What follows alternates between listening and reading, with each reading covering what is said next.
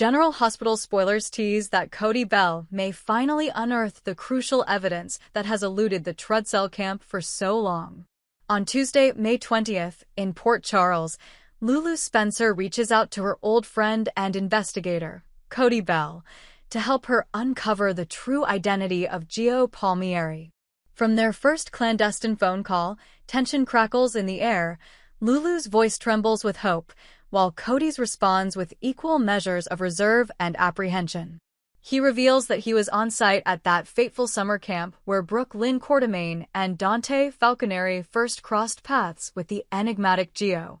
In the flicker of memory, Cody recalls the sweltering July day when he trailed Brooke Lynn through the woods, overheard her heated argument with the boy known only as Gio, and watched Dante intervene to save her from a dangerous fall. Lulu leans forward as Cody describes the boy's striking cerulean eyes, the small scar above his right eyebrow. Details Lulu knows all too well.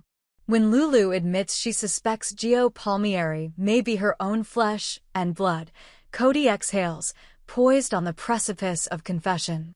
He has pieced together every overheard snippet and surreptitious photograph. Now, at last, he is ready to confirm the truth. Gio is indeed the secret son Lulu never knew she had. Cody's revelation unfolds with the weight of dramatic irony. Lulu, whose heart has carried the wound of her mystery child for years, clamps a hand to her mouth as tears pool in her eyes. The scene crackles with electricity. Lulu's disbelief, Cody's solemn nod. In that moment, an entire family's fate pivots. The formidable Quartermaine fortune, the entrenched Falconeri legacy, and Lulu's own turbulent love life hang in the balance. What will Brooke Lynn, Dante, and Julian Jerome think when Gio appears at a family gathering, demanding recognition that was wrongfully denied? And how will Port Charles's gossip mill spin this bombshell? As night falls over Memorial Park, Lulu promises Cody she will proceed carefully. Her discovery could ignite jealousy, old resentments, or even violence. Meanwhile, the legal storm gathering around Willow Corinthos and Michael Corinthos reaches a fever pitch. The divorce and custody battle between the once power couple has transformed into a veritable courtroom war. Willow, grieving the end of her marriage, leans on her stalwart attorney, Rick Lansing, to build an impregnable case. To her surprise and alarm, Rick summons Sasha Gilmore as a key witness, warning her that her testimony could tip the scales in Willow's favor.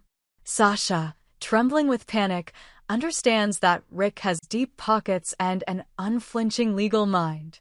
She fears what he may know, that she carries Michael Corinthos' child, a secret still hidden even from Michael himself. For months, Jason Morgan has played the role of devoted father and husband in public, shielding Sasha from suspicion. Yet Sasha's fear deepens when Rick makes veiled threats of exposure unless she cooperates. The halls of the Corinthos legal office echo with whispered conversations. What leverage does Rick hold over Sasha? Has he uncovered the paternity test results Jason locked away? Or has he discovered the clandestine ultrasound printouts? Sasha's sleep grows restless, her conscience torn between loyalty to her unborn child and dread of the legal fallout. In the wake of Willow's courtroom maneuvers, Curtis Ashford finds himself seething with impotence. He has long harbored rage against Drew Kane, the man who blackmailed Curtis's wife into compromise. Curtis's fists clench whenever he thinks of Drew's smug face, his threats that could send Nina Spencer Ashford behind bars. Curtis knows that a single misstep, an ill-timed punch, an incriminating fistfight would give Drew's lawyers ammunition that could condemn his own wife. His protective instincts war with his intellect. How can he neutralize a predator like Drew without sacrificing everything he holds dear? At Kelly's, he nurses a whiskey neat, replaying the moment Drew slipped confidential documents from Nina's purse. If only he could strike Drew down in the street, free from legal consequence, but Port Charles's justice system is unforgiving. As the amber liquid slides down his throat, Curtis resolves to find an alternative, one that ensures justice without jeopardizing his wife's freedom.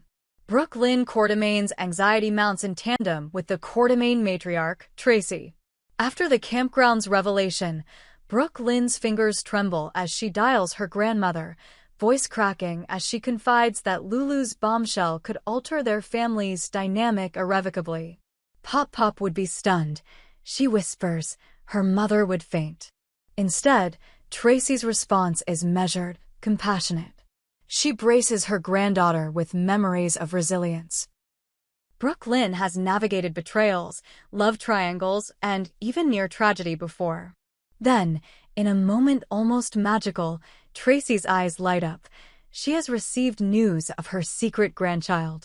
Jason Morgan, ever resourceful, has tracked Gio Palmieri's lineage and confirmed that he is Tracy's bloodkin, the hidden offspring of a long-ago affair.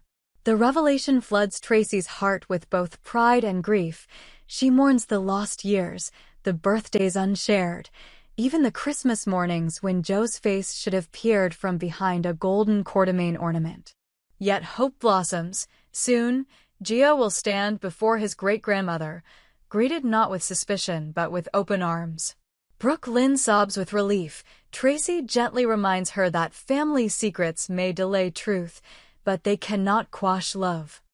As the sun sets on the first act of this unfolding drama, Port Charles braces for seismic shifts. Lulu prepares to confront the truth about Gio. Sasha trembles at Rick's unspoken threats. Curtis weighs violence against vigilante justice. And the Quartermain clan readies itself for a reunion across generations. Each character stands at a crossroads, their choices destined to collide in the courtroom, the hospital wards, and the grand estate halls. Yet in Port Charles, one undeniable certainty persists. When secrets surface, the ripples reach far and wide, changing the city and its people forever. Sonny Corinthos finds himself at the crossroads of power and paternal devotion as he arranges his flight to Frankfurt. Across Port Charles, the Corinthos private jet waits on the tarmac, gleaming under floodlights. Inside the executive cabin, Sonny studies a photograph of Michael on his phone, the boy's guarded smile, the freckles across his nose. Proof of innocence caught in a tug-of-war far too adult. Back at Kelly's pub, Carly Spencer nurses her wounded pride alongside Jocelyn Jacks. In the soft glow of neon beer signs, Jocelyn reassures her mother that the world will rally to her side after Nina Reeves' shocking slap. Carly's defiance steels her resolve. She vows to capitalize on every advantage in court, from character witnesses to depositions that expose Willow's vulnerabilities. Jocelyn, torn between loyalty to Willow and outrage at Nina's violence, seeks counsel from Brooklyn Quartermain. The two friends hatch a plan, leverage the camp scandal, Joe's true lineage, to undermine Nina's credibility and distract the public from Carly's own missteps. Meanwhile, Willow Corinthos retreats to her secluded manor, seeking solace among moonlit gardens. At her side, Sasha Gilmore trembles with the weight of hidden truth. Rick Lansing arrives, brimming with legal documents and strategy. He lays out the next move. A surprise visitation request, demanding Michael's presence at Willow's hilltop estate for a reconciliation meeting. Sasha's heart clenches. If Michael sees her, will he sense the unborn child she carries? Rick's steely gaze offers no comfort. He reminds her that every word, every glance, could become evidence in the custody hearing. As Willow rehearses her lines in front of the grand fireplace, Sasha practices a neutral expression, terrified that the flicker of emotion will betray her secret.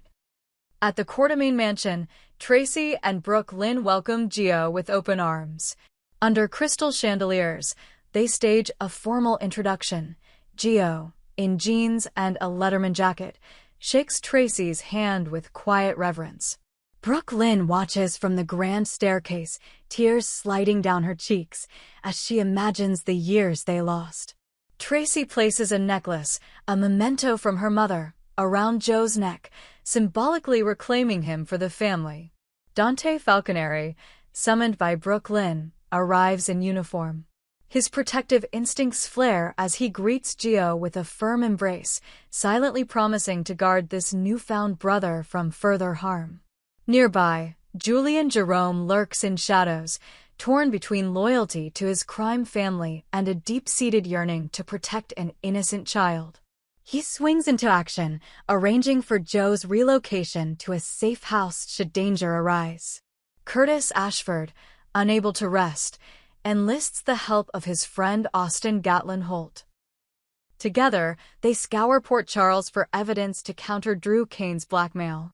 In a dimly lit backroom of the Haunted Star, they sift through ledgers and photographs, searching for proof that Drew's threats are baseless fabrications. Curtis's fists clench around a photograph of Nina in tears, knowing the stakes of any misstep. When Austin discovers an unguarded voicemail from Drew admitting to coercion, Curtis realizes he holds the necessary leverage to end the extortion without violence. Under the cover of dawn, Curtis delivers the recording to Nina, promising protection and a fresh start. Nina, shaken but resolute, pledges to cut ties with the shadows that Drew represents. Sonny's flight lands at Frankfurt International. He strides down the jetway and finds Michael waiting beside Jason Morgan.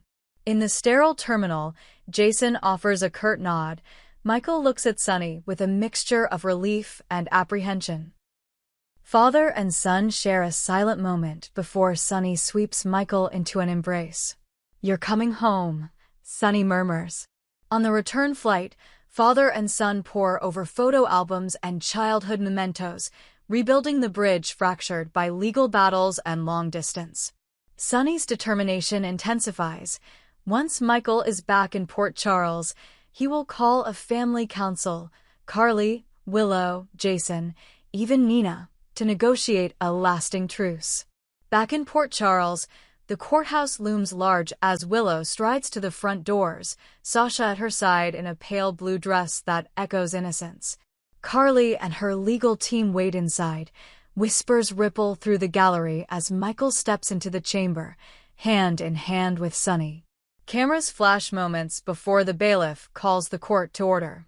Rick begins with opening statements, painting Willow as the stabilizing force Michael needs. Across the room, Carly's counsel counters with tales of Willow's recent outbursts and obsessive behavior. Sasha watches anxiously as Rick casts a sidelong glance at Carly, an unspoken challenge. Just as tension peaks, Jocelyn Jacks bursts into the courtroom lobby, breathless with new evidence.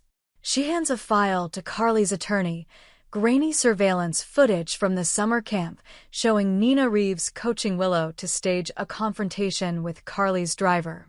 The court erupts in chaos as Carly's camp accuses Nina of orchestrating drama for Willow's benefit.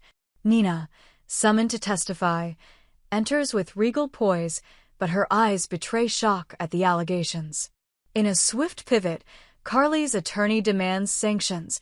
Nina's standing in Port Charles and her credibility hang in the balance.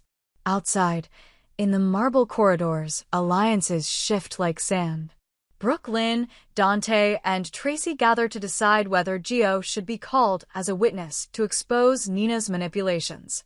Curtis and Austin offer their support for Willow's defense, while Jason looms, a silent guardian torn between loyalties.